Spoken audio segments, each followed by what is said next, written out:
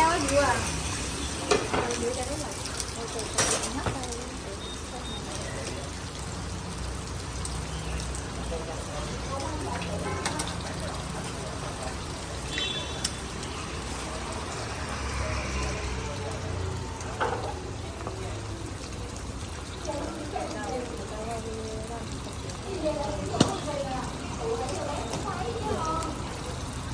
Đấy là phải kiểm tra là để biết khách đông hay khách ít á.